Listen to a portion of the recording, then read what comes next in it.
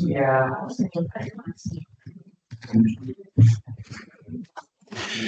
Okay, everyone. So I think we'll make a start there. Thanks for coming along, and to those joining on Teams as well. So today we've got Ruth Lightbody, who's a senior lecturer at GCU, senior lecturer in politics. And so, yeah, Ruth's going to talk about her kind of work around experts, I guess, kind of inverted commas, experts in evidence and democratic innovations. So Ruth has been a fellowship, has had an academic fellowship at Scottish Parliament 2023. Is that just finished, or is it last year? Sorry. And she's done a number of projects with the British Academy and Leverhulme, the Scottish Government, Royal Society of Edinburgh.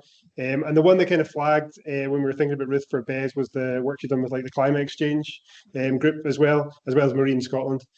So lots of relevant kind of stuff here around decision making and evidence and policy making. So Ruth, over to you. Thank you very much. Thanks, everyone. Thank you for inviting me, Tony and Alex. It's really nice to be here.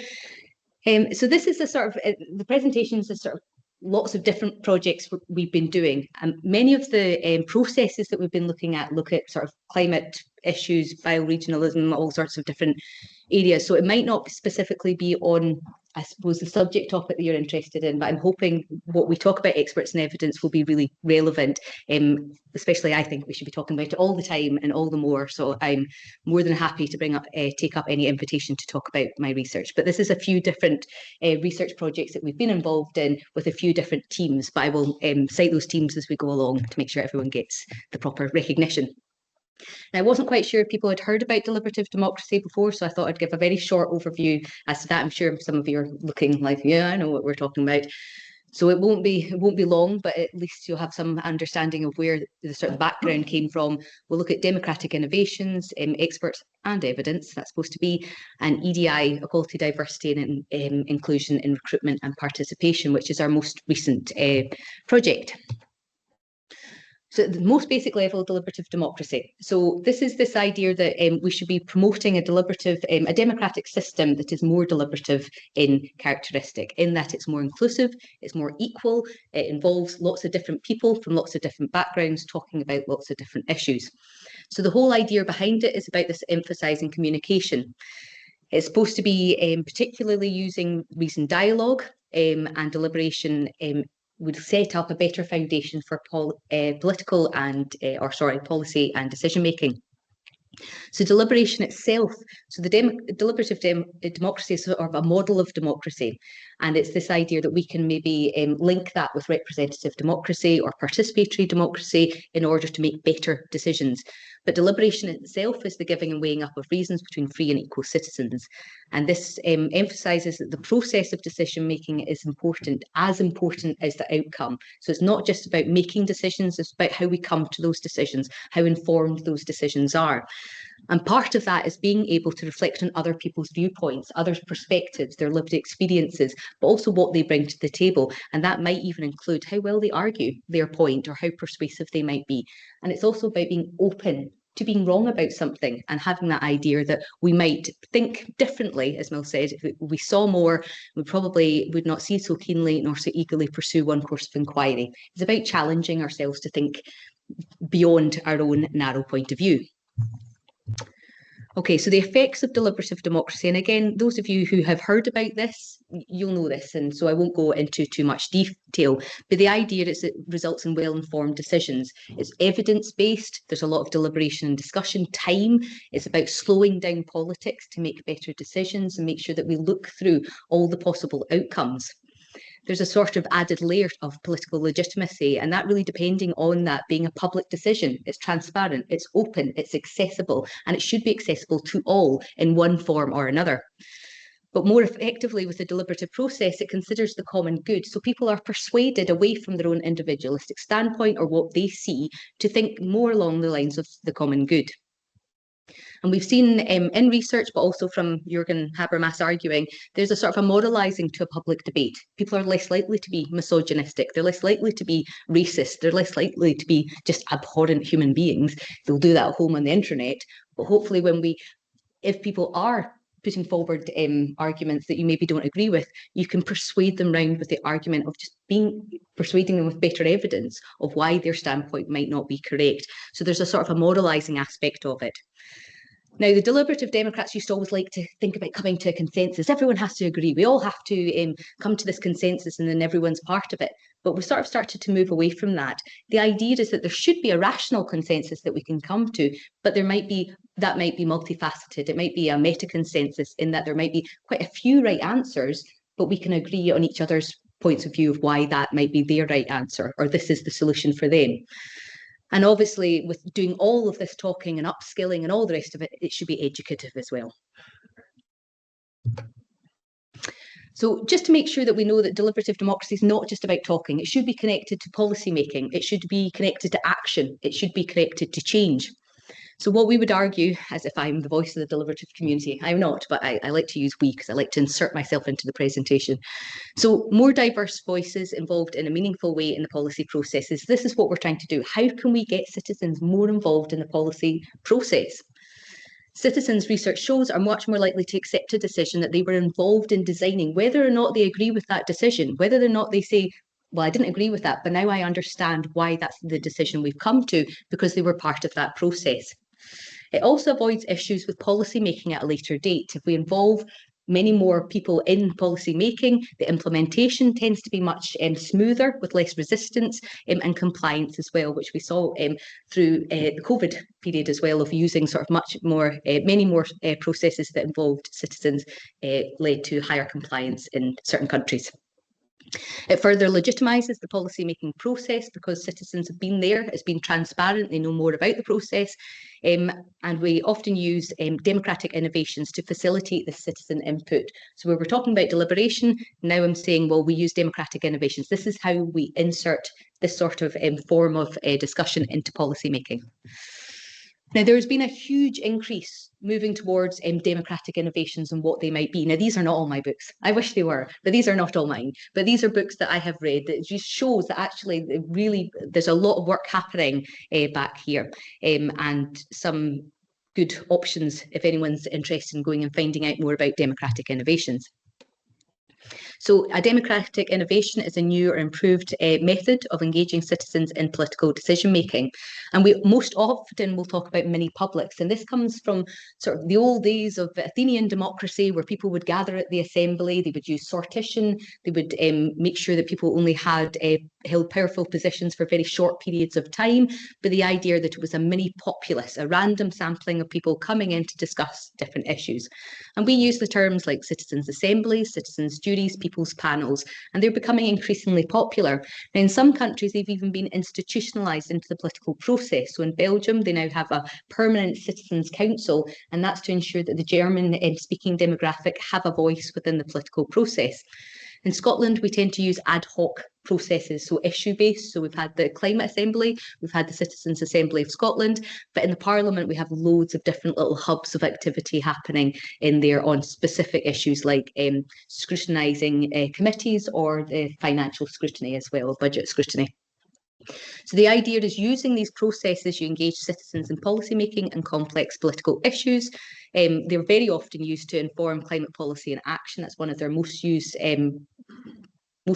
processes or issues that they look at, and they use sortition to recruit or random sampling. So it can be that they take just a random sample of people, or it can be much more orchestrated to ensure that we're hearing from diverse groups that might not have been invited into a process otherwise. So if you're looking at sort of an issue like homelessness, it's really difficult to get people that don't have a permanent resident into processes like that. Where do we find them? How do we identify and make sure that they can use that space? If we're wanting to hear from people who are talking about education for young people, we need parents, children, how do we get them in? How do we ensure that we can support them to take part in these processes? And these are things we can discuss at another time. But expert witnesses are used to inform participants and help them to understand the complexity of the topic. Now, let me just check where I am so that I'm not running off without explaining anything. Okay, so just at its most basic level, this is what a mini public looks like. Okay, so it's really, so when I say a citizens' assembly, just tends to be bigger than a citizens' jury. A people's panel is often called so because it's more palatable to the citizens that are taking part. So the Scottish people's panel, the people that were the participants, the people, decided they preferred the word people's panel than a citizen's duty. But they're very much similar processes. So there's this information phase, which will often have expert witnesses come in and talk about the political issue, the social issue, the ecological issue. What is it? How do we know about it? But it's also an introduction to the process. So many people taking part in this process won't have done something like this before. So they need to make sure that they have the skills able to do that. Now, that's not to say that we think normal public people don't know how to speak. They absolutely do. But do they know how to scrutinise evidence? Do they know and feel comfortable asking questions of experts? Do they know how to, make sure that everybody's getting their voice heard? And active listening is a really difficult skill. So these sort of things. But often with the public will come in not actually knowing what the issue is that's going to be discussed as well. So it'll be a surprise to them. And that's the point, is to try and put them on an equal footing. What happens if you bring them in knowing specifically, they'll either sort of rearm themselves with, well, I know what I think about this. And often actually everyone being on equal footing will be much more equal process. Importantly, though, there's a reflection process. Now, that might be that the process stops for one weekend, they've heard the evidence, and then the next weekend they come back to deliberate, or it might just be actually reflecting in a group where they talk about what they've heard, and maybe they organise together, what do we need to know more from the experts? What questions do we need to ask? And they'll reflect on what they've heard and what they need to know more of. And obviously, there's an obvious critique there, but we can circle back to that. And then there'll be the deliberation phase. Now, I use the word here jurors, because in a citizen's jury, it would be jurors, but in assembly, it would be the assembly members, and a people's panel would be the people. They work together to share their perspectives and come up with collective recommendations. They will work together with the organisers or the stakeholders, whoever it is that's helping organise that citizens' assembly, and they will present those recommendations. Now, it's very rare that those recommendations will be taken forward and immediately put into policy, but they will often be presented to politicians, committees, groups that could take those recommendations further. Let me see, which computer am I on? This is the bit I'm interested in. Now, when I came to do deliberative democracy many, many years ago, and people were saying, right, well, it's really inclusive, it's really accessible, this is what we need to do to get citizens involved, this is how we're going to change politics. And I sort of agreed with that. And although I'm not a conscientious objector, but certainly the backdoor critiquer. So, I'm not overly persuaded with some aspects of it, and I'm more than happy to hear critiques of it. But I was saying, well, wait a minute, who are these experts? What do you mean we just inform people? So if you look at sort of the early work from deliberative democracy, it's always like, so then we inform them, and then we get to the interesting bit, the deliberation. What's happening here? Are people open to changing their minds? Are people open to discuss who gets heard, who talks more? All that really important stuff we do need to know. Also, who's giving them the information? Who decided who should be there? Who decided who was that expert? And nobody had been talking about it. It was amazing. When you find that gap in the research that nobody's doing, that was like a real moment. I'm like, wait a minute. So this is why we have been looking at this. Now, why do we need to inform in the first place? Why can't we just bring these citizens in and have them discuss based on their own knowledge of an issue? And the idea is to, as I've said already, this equal footing, make sure that everybody's starting off with the same tools. What do they need to know to make decisions on this? So at this most basic level, what would politicians need to know to make decisions on education or poverty or any of that stuff? So there needs to be a basic level of understanding of what's the status quo just now and what does this mean? How do we define that? But it's also to validate different perspectives as well, to make sure that all the perspectives are welcome, that there won't just be one way of thinking about things. And in doing so, it illuminates the topic's complexities, that it's a grey area. There is no one way or another way. And that sort of opens people up to the idea that things could be different or we could do things differently. And what we find, I don't know that we've ever not found, that it really empowers people to take part in these processes. The participants themselves come out feeling empowered, feeling energized, like, wow, I've learned something, but also feel a bit more powerful about the political process. And so they would feel equipped with these new skills. And therefore it enhances outcomes, not just of the deliberative process, but actually we hope of people's lives as well, not trying to be too ambitious. But what happens then is we take ordinary citizens as if they need help, but we have to acknowledge that many of us here will have our own area of expertise, but we're not an expert in any other area. I mean, maybe one or two other areas, maybe whatever your mastermind subject would be, but most of us will only have a sort of narrow area of expertise. So most of us are ordinary citizens in any other aspect of our lives. And what this does is it transforms them from ordinary citizens to active citizens so that they can actually actively take part in that conversation. So then we got to the really tricky bit. Well, and again, up until yesterday, I kind of thought this was just a 15-minute chat. So I had to sort of go, right, wait, maybe I need a bit more content here. So things are maybe not exactly in the order that I would have them in. So when we started thinking about this, well, we're saying, well, wait a minute, what is an expert? How do we decide who's an expert in any given decision? And if we're talking about, the Climate Assembly in Scotland, you're talking about the future of Scotland in terms of its climate agenda. But that's huge. Who do you need to hear from in order to decipher that? Because I think everyone here will have different perspectives of what should be the priority in Scottish policymaking in terms of our climate agenda. And then, so how do we make sure that that's all captured? What do people need to know? And how do we look at people and decide that they are an expert as well? So what will often be happening, and I'm not sure if I'm going off on a tangent here that I'm going to come back to, so let me just get my bearings. No, I am going to come back to that. So the complexity is what is an expert, and then how do we define an expert? Now, this comes back from one of the first research projects we did, basically. We ran these 3 citizens' juries in Scotland, and they were on renewables.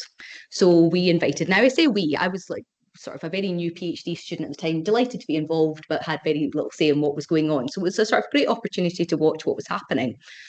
So we held them around Scotland. So one in a place that had renewables, a wind farm, one that had one coming, or it had been proposed, and one that had just never heard that there would be any renewables anywhere near. And what happened is when we tried to recruit the experts, we only got white males. We only got 6 or 7 white men that came in to present for us. And that's, in wider society, that's quite to be expected, especially in this topic area. Sometimes it is sort of dominated by white males, so that's what you'd be expected.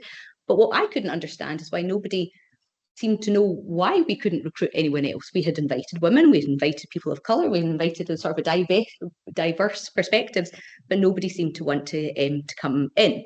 And actually what ended up happening is some of the experts didn't have a very good time. They didn't enjoy the process. They didn't feel very supported by the organisers.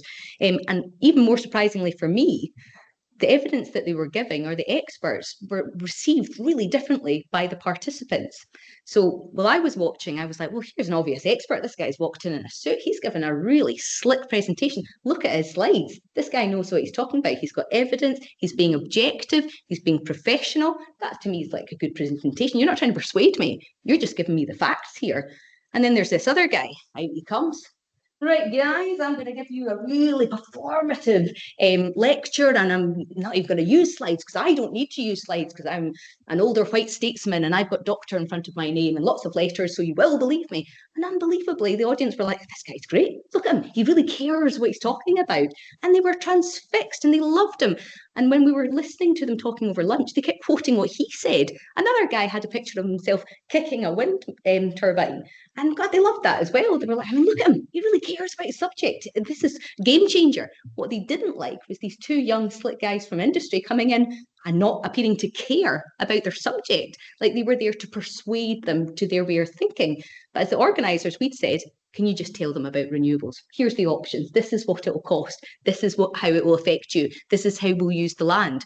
And so for me, this was a sort of game changer. And when I talked to the experts afterwards, they accused each other of terrible things. They were like, well, they've got vested interests. They said academics were loose cannons, they said. And I was like, yeah, this is terrible. They said the industry people were industry mouthpieces, vested interests and all this sort of stuff. God, they were appallingly behaved. So this is what we found out after we interviewed some experts. And then we looked at different organisations. We talked to different organisers and saw if they were seeing the same thing as us. So in our research, we found that the following influence perceptions of experts and their evidence, not necessarily their evidence or them themselves, but this, charisma. It influenced how the jurors took on board their information. So we heard the jurors talking about the information that had been from the very sort of demonstrative lecture presenters and not the sort of quite reserved people. The affiliations, as I said, they sort of accused each other of having vested interests and agendas, but so did the jurors. They were like, well, I mean, they just want us to think that way. It's like, well, I mean, probably they get paid pretty well either way, so they probably don't really care if you think that way. Differences in resources. So the industry had, as I said, very slick presentations. They had the backing, the money to put together all these lovely graphs and things, which I liked, but the jurors didn't. But the community groups looked like they were sort of grappling to put a slide together. And, so that almost sort of, the jurors quite liked that, I think. but it also meant that their messages came just from the person that was telling them the message rather than what they could read on a slide.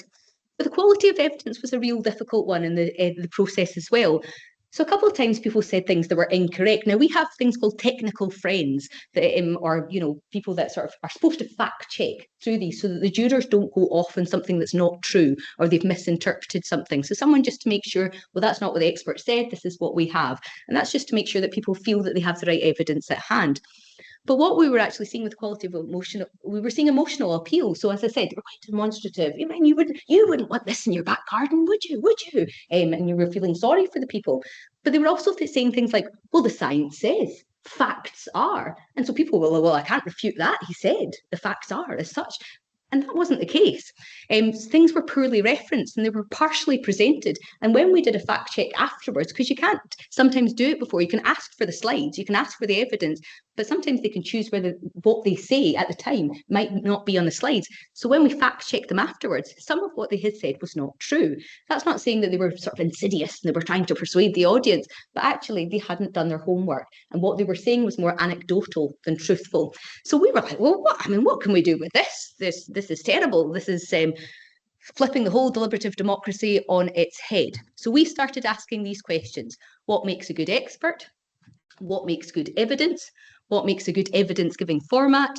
And does the type of expert and delivery format impact on how that evidence is perceived? And you'll know yourself, any of you that are lecturers in this room, and I can see some people already starting to doze off. God, is she still talking? It's really difficult to present knowledge and keep it coming. So you have to be a little bit performative. It has to be a bit of a performance. You have to stop every now and then and ask people what they think or do something to enliven.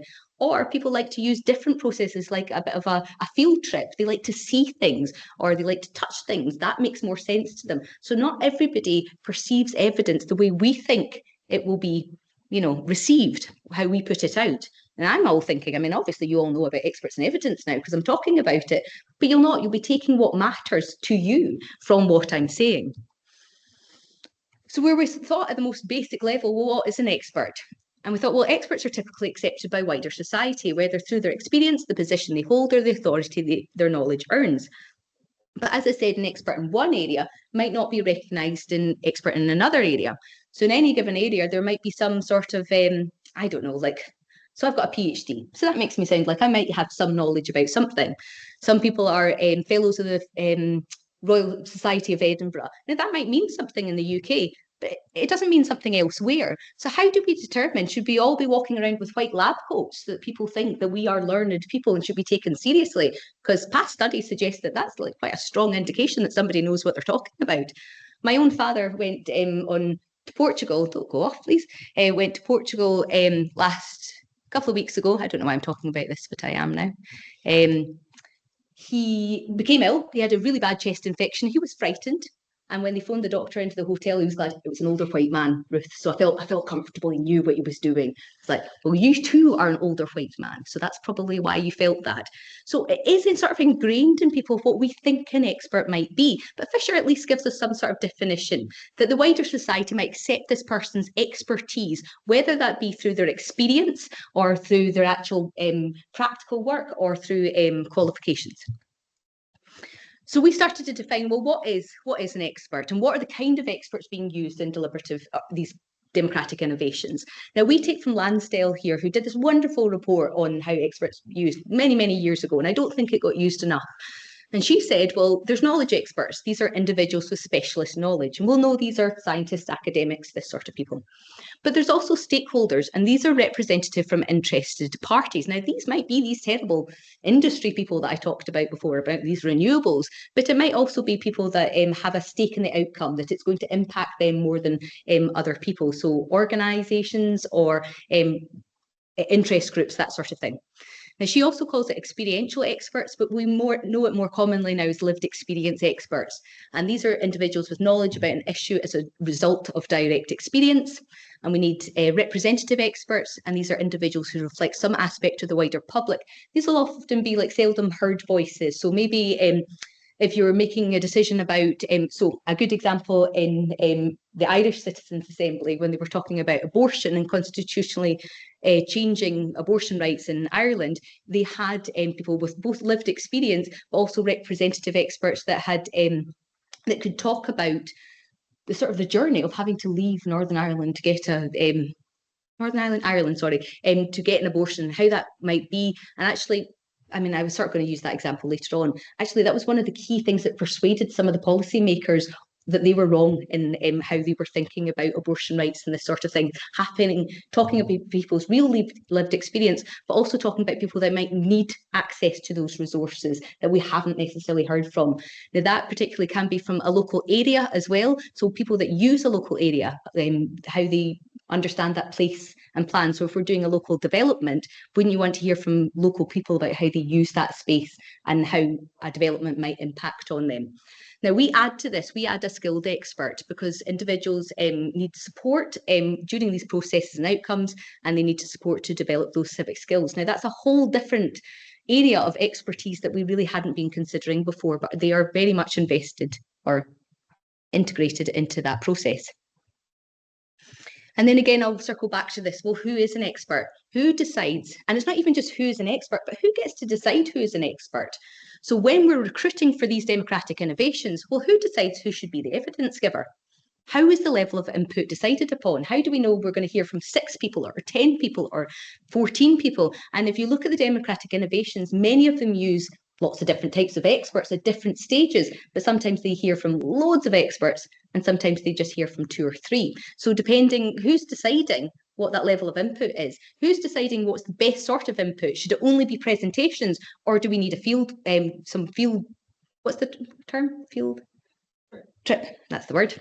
Okay, so who determines the quality of expertise and evidence and how might we do that as well? So these are all sort of difficult. So we find that experts typically have a much bigger role in citizens' assemblies than as an evidence giver.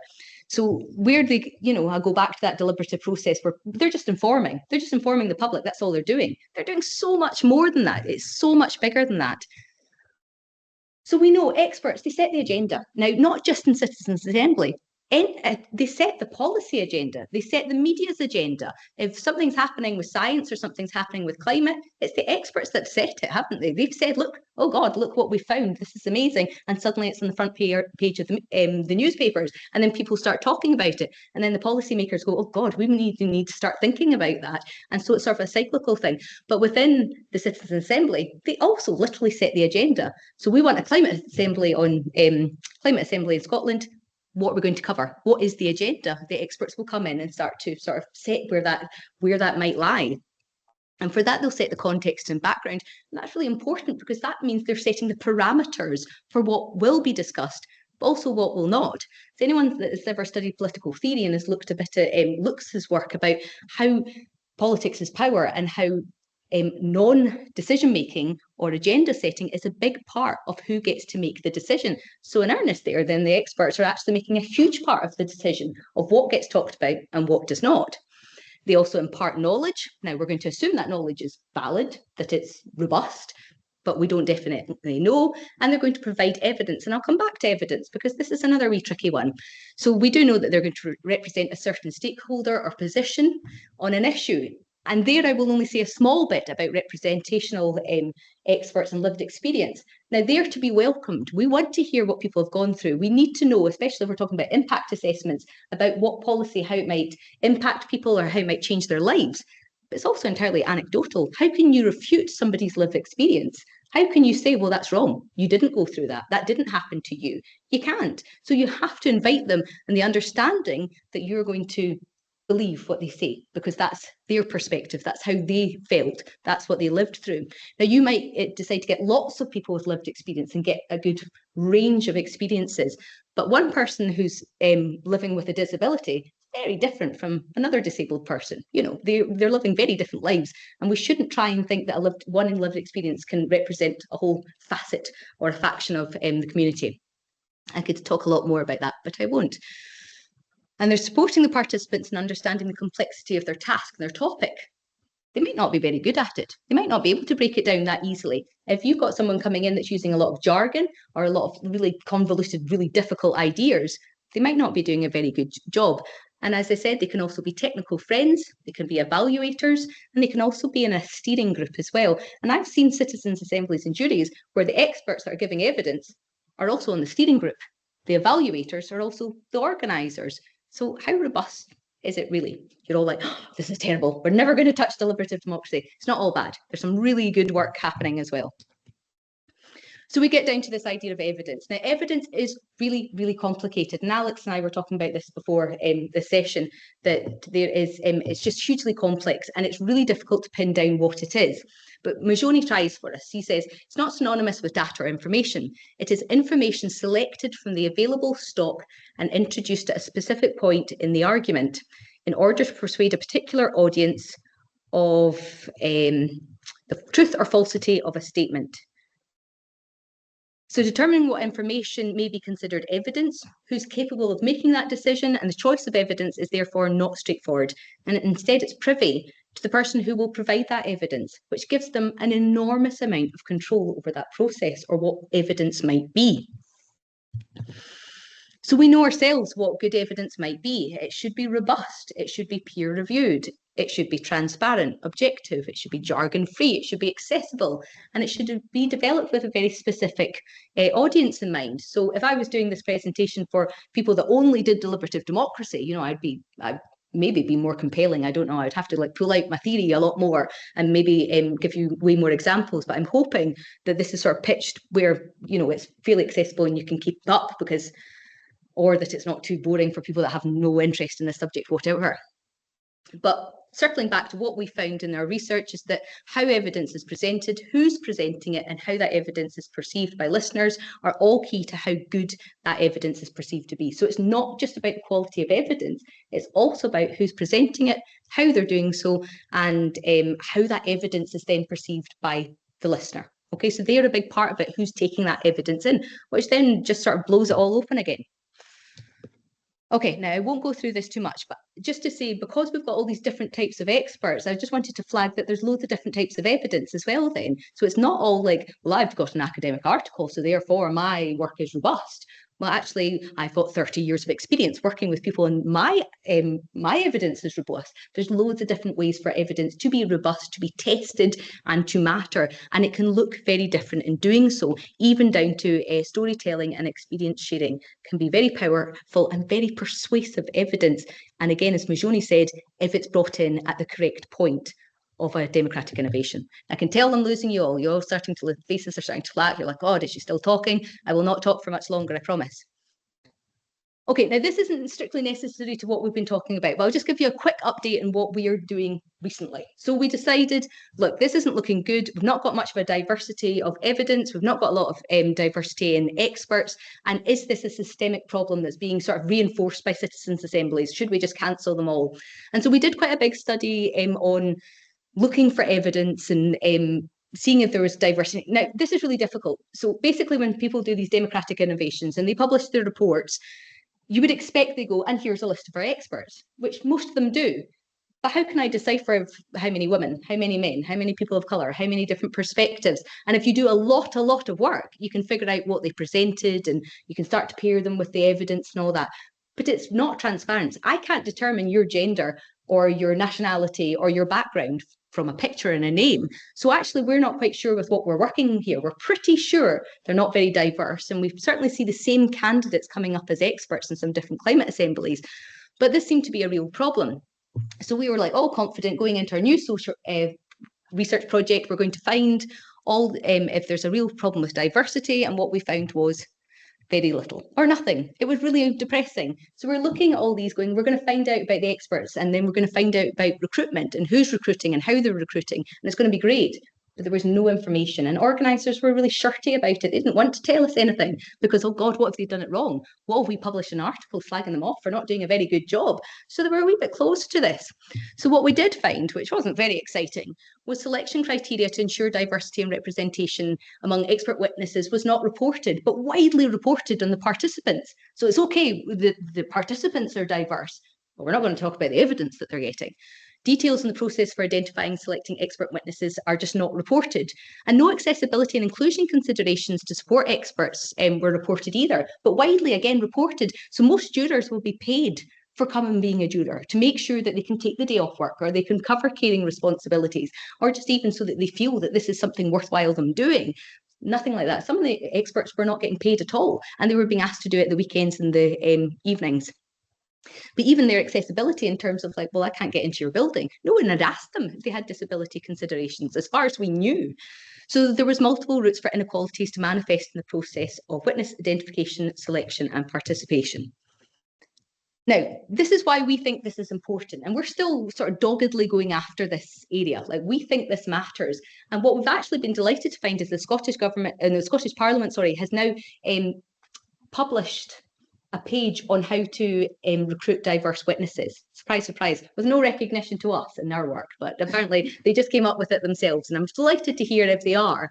And people are starting to talk about it, but really there's not been enough of a shift.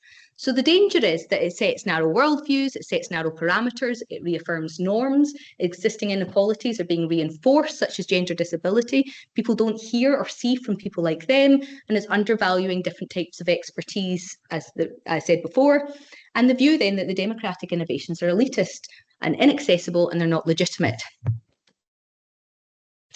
So in the context of a climate change, now if you haven't heard, there has been a Global Citizens Assembly in 2021. Now, the people that organised it, I think really highly of. I think they're brilliant. They're doing some really exciting, innovative work. And this was like a game changer. You know, this wasn't perfect, but it's going to help to get there, to do something a wee bit different. So this was led by leading deliberative advocates, academics and practitioners. They had a wisdom council that they invited people to come and really critique their practice from all around the world, Morocco, Australia, Brazil, India, Philippines, UK, everywhere. And it meant that it's not just like the developed countries coming lumbering in, how we're going to do climate change. They were actually hearing and giving space for the smaller countries to take a lead on this as well, which was so important. It was designed to address ecological and climate crisis, and it was 100 members were selected. And they were selected in such a complex way. They put so much thought into who these participants ought to be, how we could hear from them, how we could get around the language barriers, and they use community leaders in loads of different areas to try and recruit the right people, the people that really were never heard from and didn't usually get heard from, and we might get something out of this. But they say themselves in their report, if you care to look, all of the experts that gave evidence just covered technocratic solutions to the climate crisis. So it was all sort of ecological modernisation. We're just going to innovate out of this problem. And this is like a real problem. How can we think of out-the-box ways of doing things if we don't invite people from perspectives we don't even agree from? If none of the people in the room heard about different ways of doing things, they might bring it to the table themselves, but they also might not. So we need to think more widely about who might be an expert and how they might promote that evidence. I think this is me almost finished. Hold on a second. So this is what we argue. If we put in sort of strategies for equality, diversity and inclusion, well, we hope it will foster innovative and creative policy solutions to particular issues, but we also hope that it will legitimise decision and recommendations. Now, we've already argued in one of our papers of why we need diversity, and we've got a couple of chapters coming out as well about this. Our brand new research, which use vignette surveys, found that yes, people think that if we have EDI strategies in place in terms of recruiting experts, they do find the process more legitimate. So that was a win for us. That was pretty exciting. We got something out of that, and we will have an article out later in the year. So these are the things that are sort of published already, and you can scan my research thing there. But this is the team as well. So we're from Strathclyde, we're from Glasgow, and from me, Glasgow Caledonian as well. So this work is ongoing. But at the crux of it, what I wanted to just show that this comes from loads of different research projects and loads of ways of thinking about experts and evidence. And I know you yourselves in the room will have more ideas and more ways of thinking about experts and evidence, and I'd be really open to hearing about them or answering any questions. Okay, thank you very much, everyone. Thank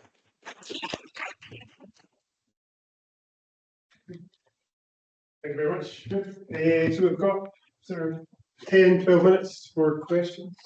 We don't have any questions. Firstly.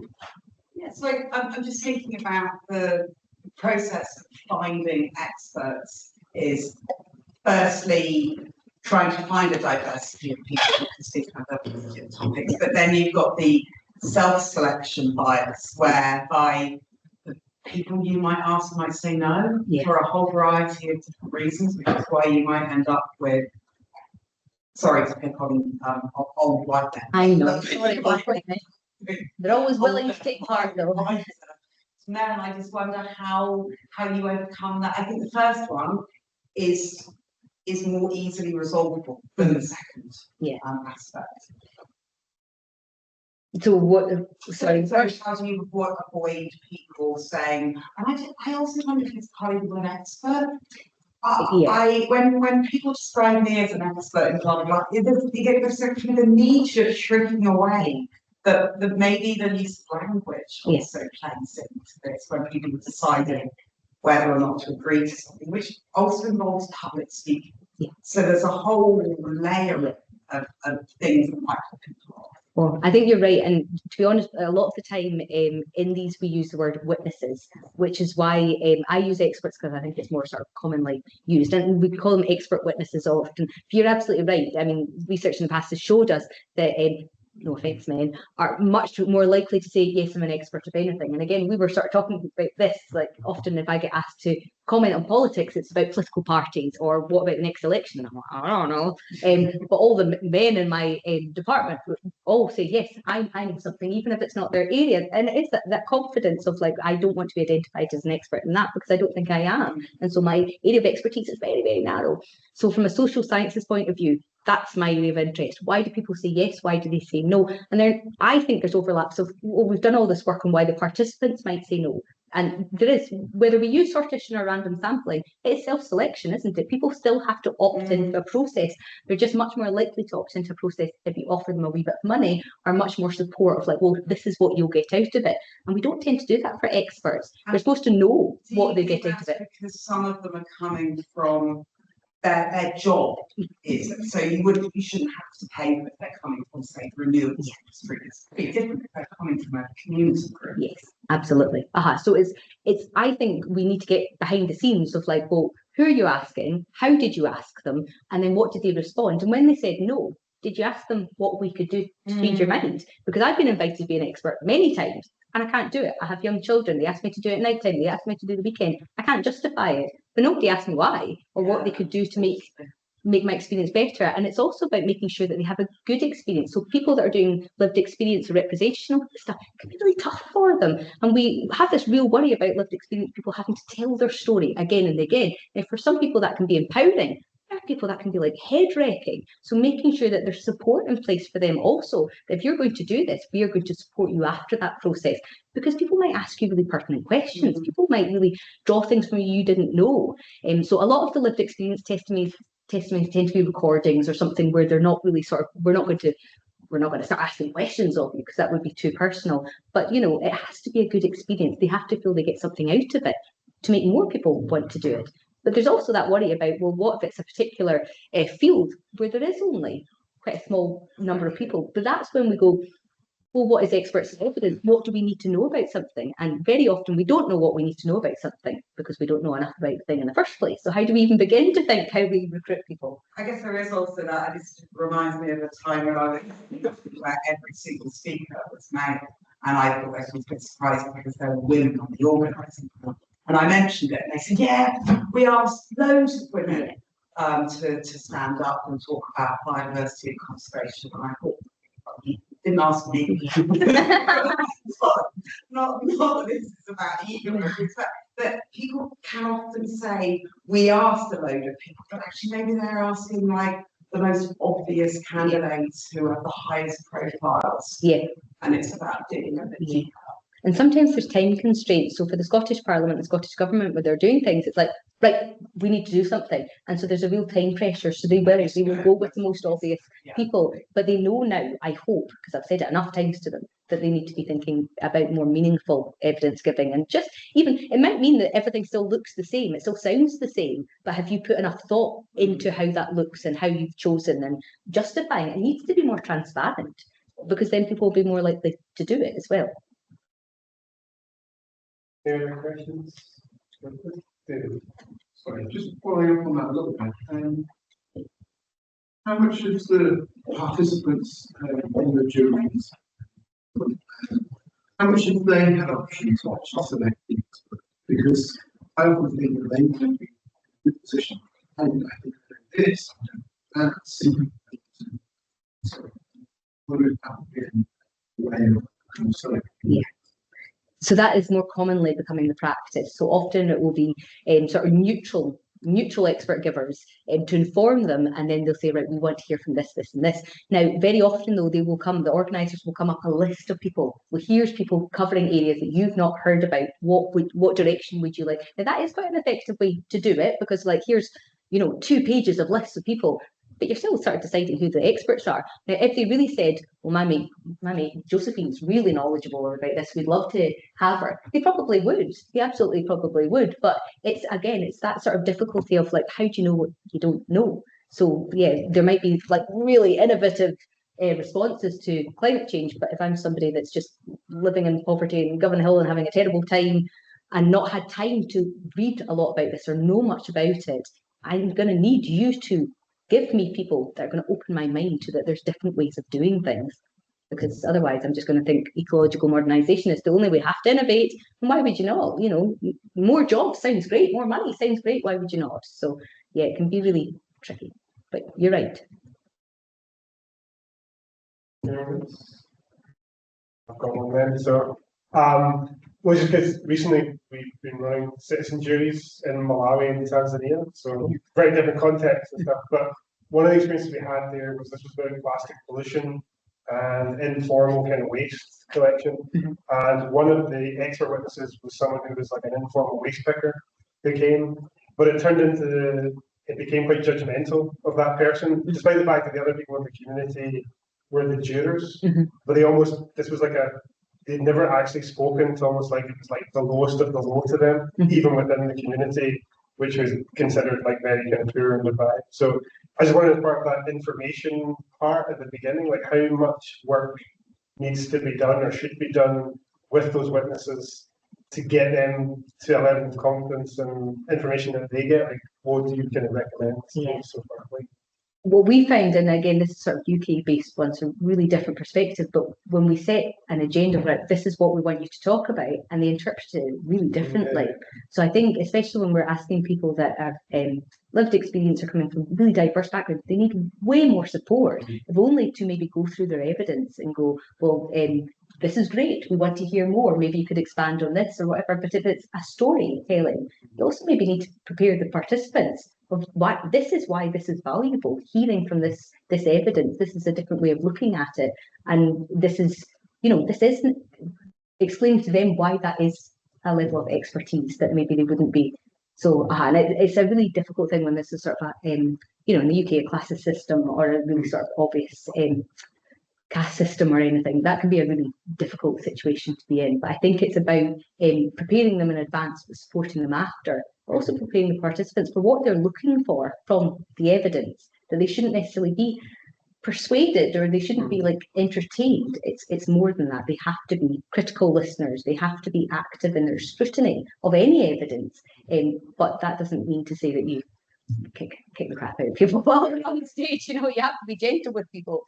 And then I think that's explaining why that evidence is valuable is so important. And then a separate question we had was, so like COVID-19 seems to have been a very example of expert witnesses coming out of the woodwork in academia in particular, who knew nothing about, say, infectious disease. And there's been a number of notable people, I have a background in public health, but people coming out who suddenly were the infectious disease experts that were listened to in Scotland. Yeah. I don't know, has there been work kind of done, particularly with like COVID inquiries, about who those voices were and who being listened to, who wasn't, why? I don't know. Yes, I think there is a lot. So the work I did around it was compliance. So we looked at like 13 countries and how compliant the populations were to those experts, how responsive they were to those experts or the sort of policy. And it did find, so where we had been, remember Michael Gove said many years ago, we're all done with experts, we don't want experts. Actually, after COVID, that really changed. And actually, public trust in experts went up way more than trust in governments in most of the countries that we looked at.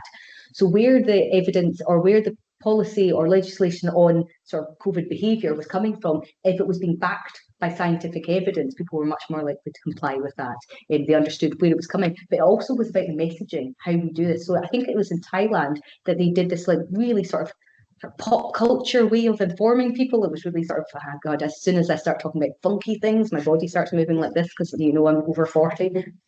So they did some really innovative ways of sort of engaging with the younger population that really, really worked. Whereas other, something like Canada worked really closely with schools and universities and scientists to work with sort of intergenerational populations to make sure they knew why they were doing what they were doing. And then it's about being personable as well, wasn't it? Like Nicola Sturgeon seemed to connect with people in Scotland far more than other people, but she always had an expert beside her. But the moment that expert messed up, they had to go when a new expert came in. But you're right. I think the people that were the most popular were the people that were the good communicators, but also sometimes who looked the part. Like, is it Chris Whittle? I mean, couldn't more look like the part. You know, it's like, oh, well, he's reassuring. Look at him. He's sort of old and grizzled. He must spend, you know, like John Curtis, you know, spend his time behind a computer. I trust him. So there is that element as well. Like if it was somebody that was maybe not speaking in sort of the correct accent or using academic words, then I think they would lose the people. But that is, yeah, I think there's a whole, I think there's research going on, but certainly, unfortunately, I'm not involved. One more question. Just got them all 5 minutes. It's not mine. It's not mine. Oh, sorry, yeah, Armando, I think has his hand up. So, Armando, if you can unmute your mic if you want. Hello, can you hear me? Yes. Sorry I couldn't join today, but it was really, really interesting. Sorry I couldn't be in the room. Now my question is probably naive because I come from different field. But at some point we were talking about climate changes. They were all technocrats, all saying about the same things. There were no people thinking outside the box. But where do you cut? Where do you draw the line when it comes to people that are very, very influential? Seriously influential, but they have very poisonous ideas. So they are definitely, they know, they seems like they know about it, but it's very poisonous. It's like this social media type of influencer. What do? You simply don't invite them, or you invite them and then hope for the best? So what is the strategy there? Yeah, so people that are really influential, would you invite them? So into that sort of process, no, you wouldn't want anyone that was particularly, you're not trying to influence people, you're trying to inform them to make their own decisions. Yeah. But one of my particular criticisms, if you look at the report from the Scottish Climate Assembly, is all the many recommendations that came out of it, that they can't possibly implement all of them. But they're all what experts are already saying. You know, the experts have said all these things. Nothing is very different. And to me, that just says, well, why didn't we just listen to the experts in the first place? Now, to me, that's gone through being the participants being informed with the evidence, and then they've deliberated. So they've come up with this sort of rational consensus, and then they've all voted so we could see the strength of feeling around every recommendation. And it was all sort of over 85%. But if you have somebody that comes in that's larger than life, that's an influencer, that is this way of thinking, well, that sort of deters from the deliberative thinking, the sort of the reasoning around all the different answers and all the different ways of thinking. So you don't really want somebody that's hugely persuasive or influential, because that's not necessarily evidence. That's. But what about if the guy is not very persuasive, but have a very nasty meme, a very poisonous idea? You don't invite them. Or well, so if they how do you deal with it? Yeah, and that's a really, absolutely. So I think what you would try and do is just try and limit it to not including the extremes. And interesting, my politics class, we're talking about where is the political extremes and how would you determine whether one is palatable and one is not. So absolutely, you could probably introduce something that is less palatable, but you would have to also give the whole other perspective. And depending on what you're talking about, well, I just, think about what sort of examples. I mean, if you're talking about something like poverty and you've got someone coming in going, well, good, people can just live with poverty and that's how it is. Yeah, you would expect the sort of the public moralizing aspect of the deliberation to moderate those extreme ideas and views, because you will often find participants will hold those views. But what we did find with the Scottish assemblies is that left or right ideology, they tended to all come into the middle, and they all supported the same outcomes, the same recommendations, whether they had said maybe things that some of us would think were abhorrent before. So it should moderate, and it should, stop that sort of behaviour. Not to say that that's not part of public discussion and we have to invite it. So yes, Armando, it's a really difficult question to answer, but thank you for questioning. I don't even know if I've particularly answered it. I'm sort of rambling up here. No, that's all right, all right. I understand it's difficult. One has to cut the line and say this is too much, and this is enough of showing that, but it's not very poisonous. At some point, one has to cut the line. Yeah, and who decides that? If you're having a deliberative process in an authoritarian, state, then it might be a very different conversation. But that's not to say that deliberation doesn't happen. There's deliberative democracies happening in China all over the place, and well, we know some of the things that are happening there, or do we? I don't know. Okay. Thank you. Thanks, Armando. Yes, that's us just coming up for 2, so I think we'll finish it there. So it just leaves me to thank Ruth for a really interesting talk. So thank you, Ruth. Thank you. Thanks, everybody.